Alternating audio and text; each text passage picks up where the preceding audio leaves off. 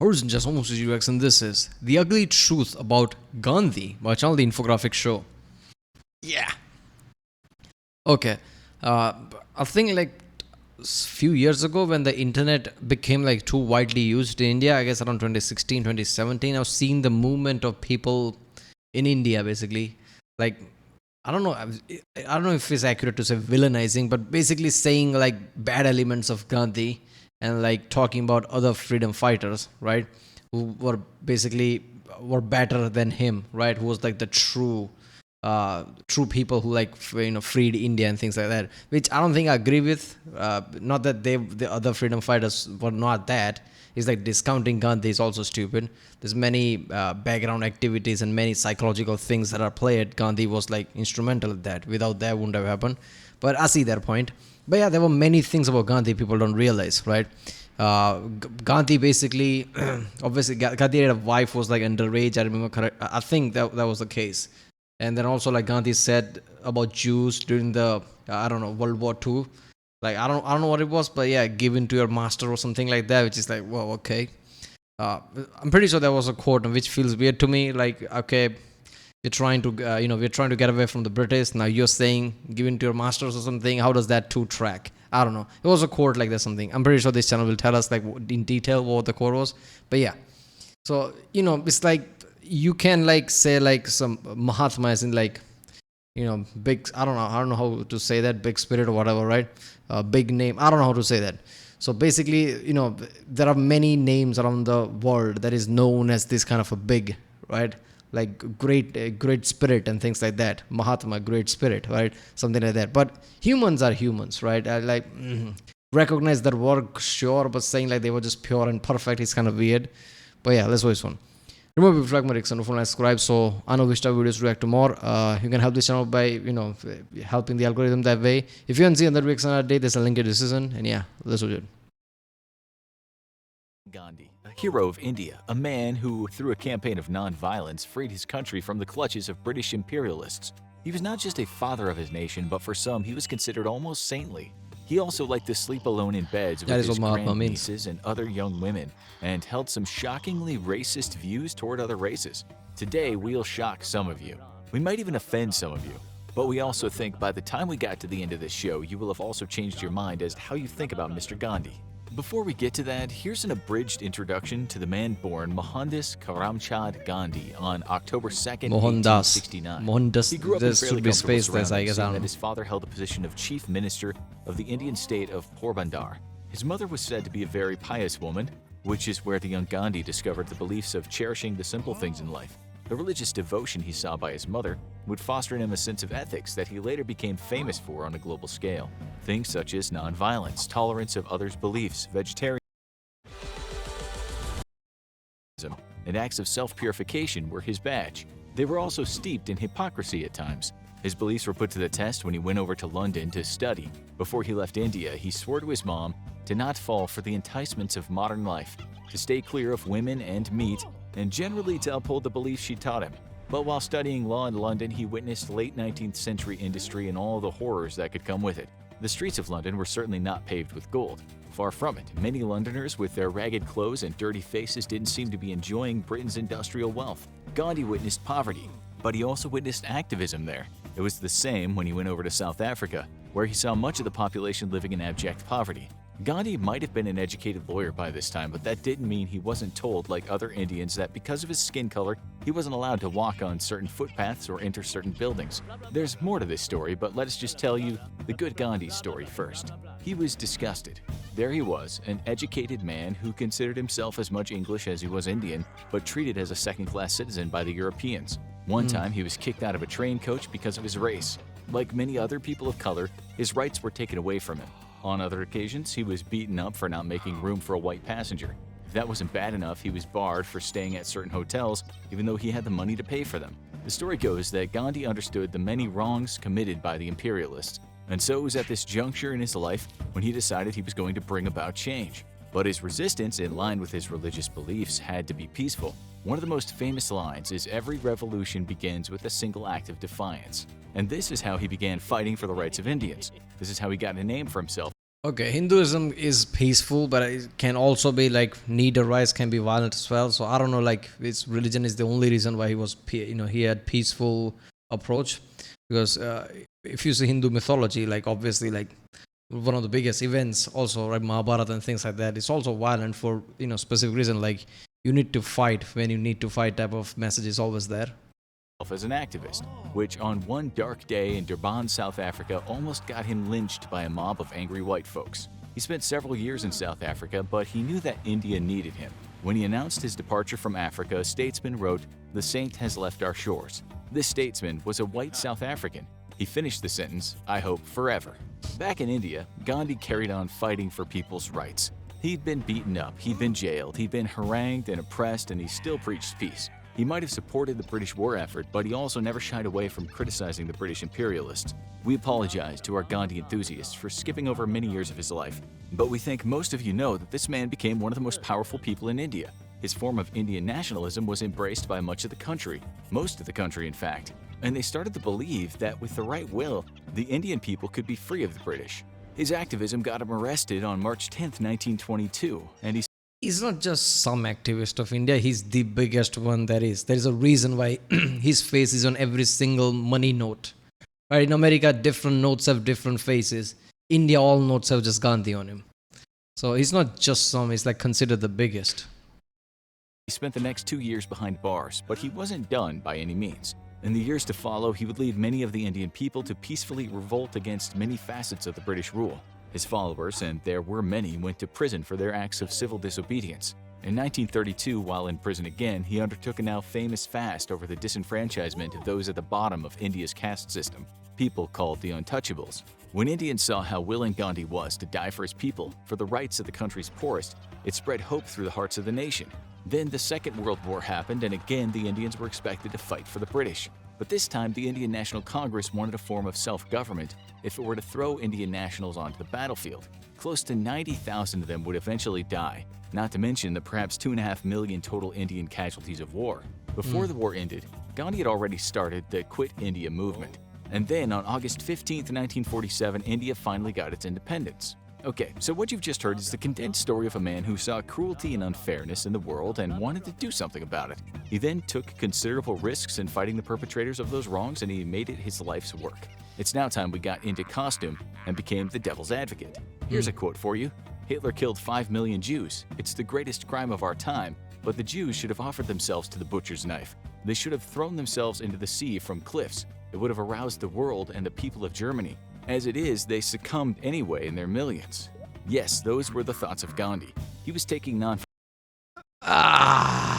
is an okay. What the fuck?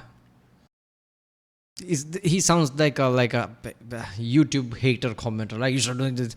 What the fuck? It's just like point blank. You should have just killed yourself. That's the message there. What the violence fuck? To another level, and he was not surprisingly condemned for saying such things. While his belief might not exactly fall into an ugly truth category, his moral absolutism made no sense at all to some people, especially those under attack from Germany. When the Nazis were bombing England, Gandhi seemed to think the Brits. The point is when he said that, right? Is it before he was changed or something, right? Before he saw all this atrocity, and because if he'd said it afterwards, like hypocrisy much, like how you can be non-violence and all the things you teach, at the same time be there. I'm guessing this was probably in the early life of him, and later on he changed or something, because otherwise it doesn't make sense. Brits should not bother fighting back. This is what he said about that. I would like you to lay down the arms you have as being useless for saving you or humanity.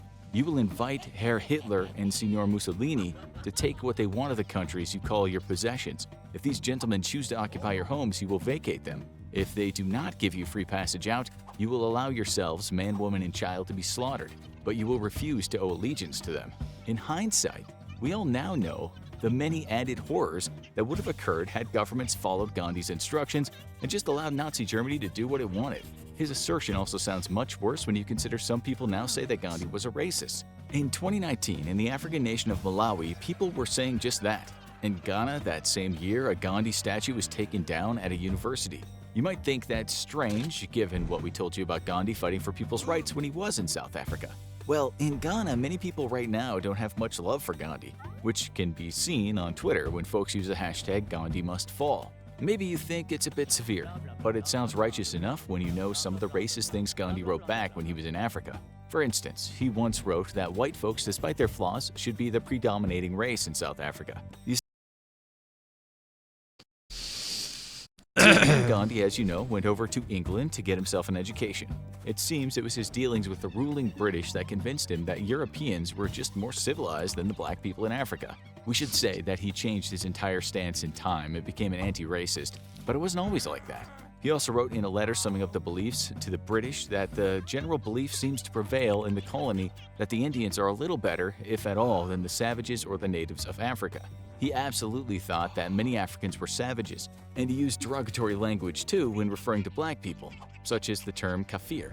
In 1904, he wrote another letter stating that he was upset about these people living amongst Indians, saying, "About the mixing of the Kafirs with the Indians, I must confess I feel most strongly." He wrote that as long as blacks Yeah, holy shit. This is very strong things, right? I didn't know about the pro-Hitler things that he was saying about the European countries, that you should just let Hitler in. Only thing I could be guessing is that it could be some kind of a power play, because obviously like Britain is fighting against Hitler's and India wanted to break away from Britain, so like working that way or trying to work with Hitler in the background or something. So you can gather independence. I don't know. Did he truly believe that? Because that's fucked up. This is from 1904 that he's talking about all this.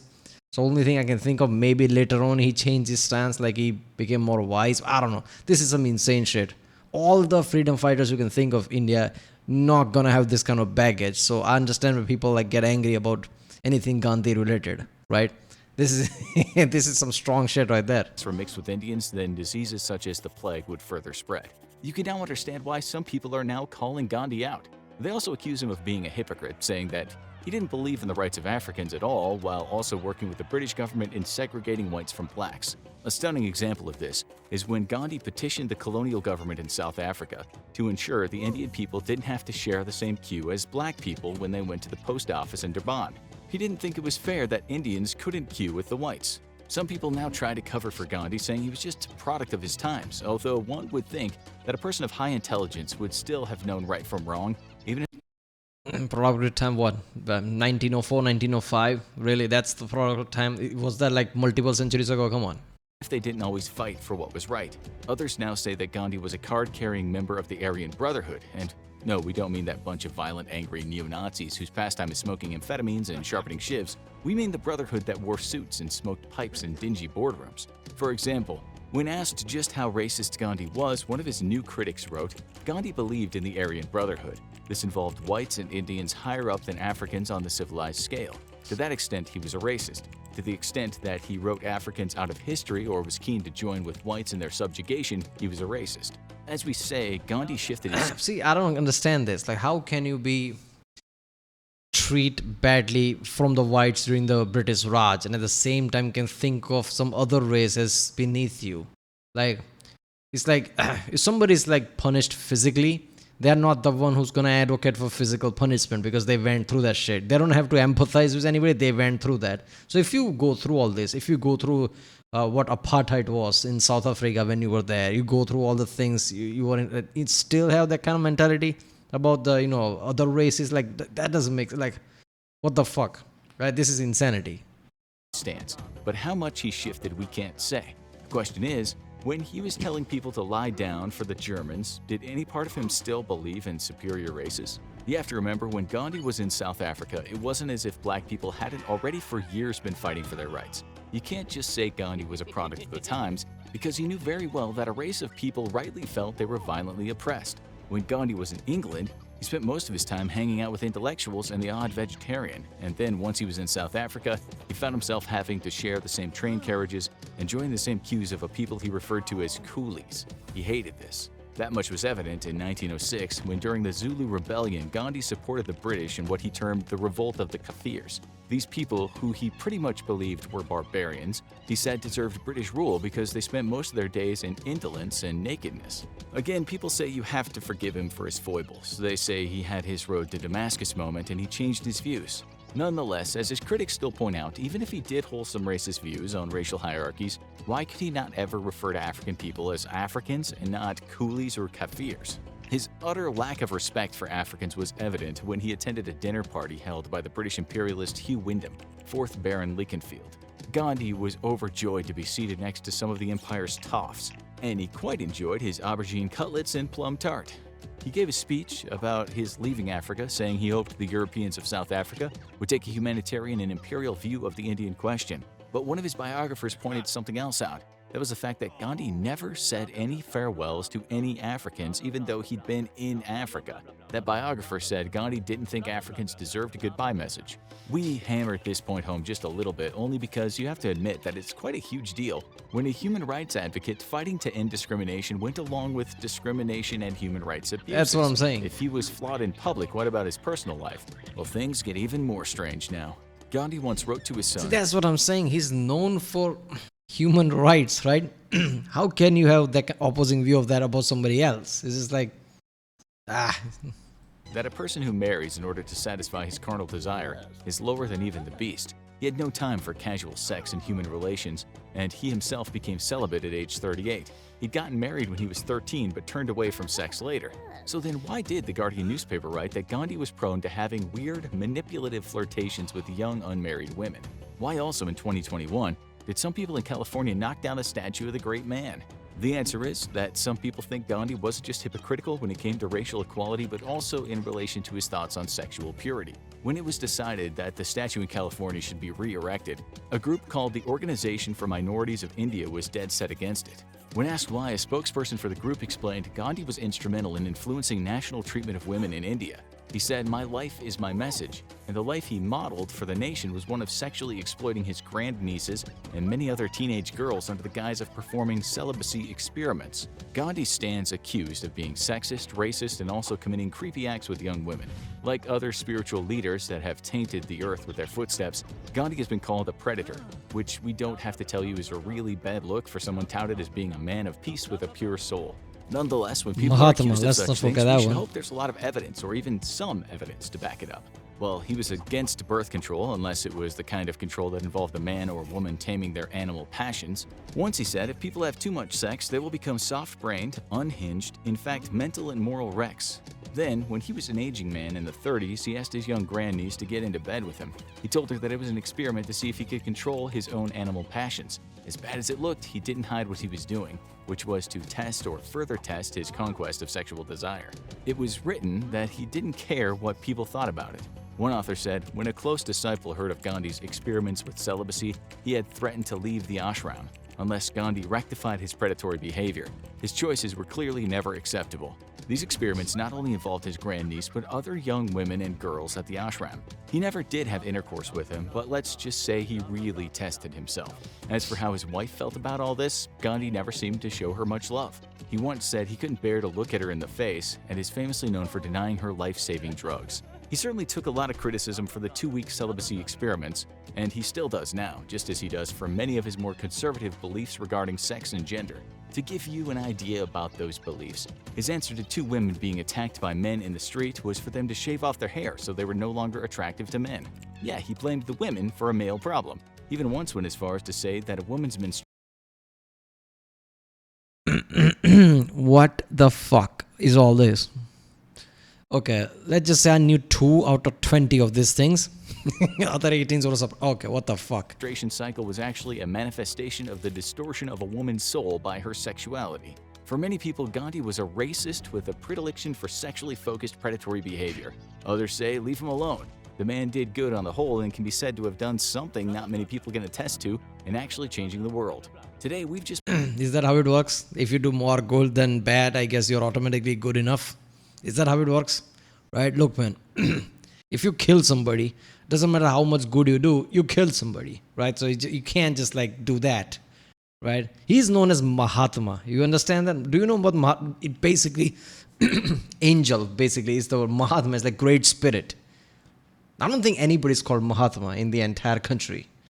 This is some insane shit. I'm guessing all this came out later. It's like, oh yeah, it's already on the note and we already call him Mahatma. Let's just let it go. Just played the devil's advocate and we'll let you decide what to make of Gandhi. The darker parts of his life don't figure much when it comes to his legacy, but hey, mythologies are rarely interested in nuance. Now, you need to watch another myth-busting... Yeah, look, if all of this is true, right? Because yeah, I don't know the source, right? If it's like 100% true, because if it all is true, like I don't know where to go from there, right? I understand people's anger. I understand where people say like Bhagat Singh and people like that should be considered more of like, yeah, because of this. Now, objective view of it, like what was the impact of Gandhi in like in the independence? It was like a major one, right? Without him, I don't think it happened, or at least blood, of course it's gonna happen, right? Because World War II was like a big toll on the British Empire. So if India was gonna gain its independence no matter what, right? Around this time, but how bloody it would have been, how bad it would have been, that would have been much different. Like how it would have been, right? So Gandhi's role was really big. All the things he said is like insanity because he preached the whole image of Gandhi is like peaceful humans' right activist type of way. At the same time, he's having like this kind of views about people in Africa and things. Just like what the fuck you're living through this? How are you saying same thing about somebody else? It's like okay, don't treat us like that. I don't care if you treat like them like that. Don't treat me like that. Just it's like get me in the club, get me in the like top club type of way. This is insanity. Alright, well, that was the ugly truth about Gandhi. Watch all the infographic show. If you like my next one, don't forget to subscribe, and yeah, I'll see you next time.